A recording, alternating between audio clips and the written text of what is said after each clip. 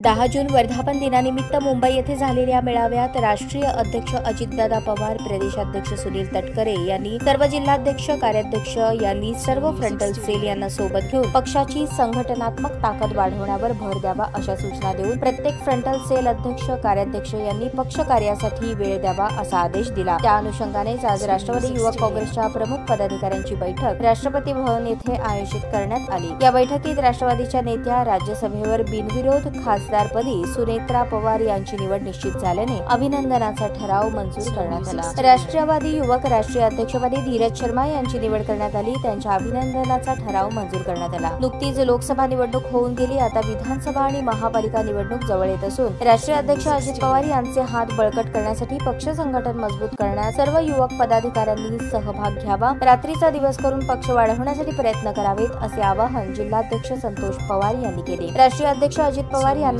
शहर मध्य विधानसभेची जागा महायुतीमधून राष्ट्रवादीसाठी सोडून घेण्याची विनंती केली असून त्यासाठी विधानसभेच्या सर्व बूथ नेमण्यात युवकांनी पुढाकार घ्यावा असे प्रतिपादन कार्याध्यक्ष जुबेर बागवान यांनी केले। युवक राष्ट्रवादी सोलापूर शहरातील सर्व भागात चांगल्या पद्धतीने काम करत असून येणाऱ्या 15 दिवसात सर्व शहर कार्यकारिणीतील पदाधिकारी नेमण्याची प्रक्रिया पूर्ण करण्यात येईल। पक्ष संघटन मजबूत करून अजितदादांचे हात बळकट करण्यासाठी प्रत्येक युवक कष्ट घेईल। बैठकीचे आयोजन करण्याचे उद्दिष्ट कार्याध्यक्ष तुषार जक्का यांनी मांडले। ज्येष्ठ नेते हेमंत दादा चौधरी, आनंद मुस्तारी यांनी मार्गदर्शन केले। प्रदेश सरचिटणीस सनी देवकते, समन्वयक दत्ता बडगंची, महेश कुलकर्णी यांनी आपले मत व्यक्त केले। ताज्या बातम्या पाहण्यासाठी प्राईम महाराष्ट्र न्यूज चॅनलला सबस्क्राईब करा।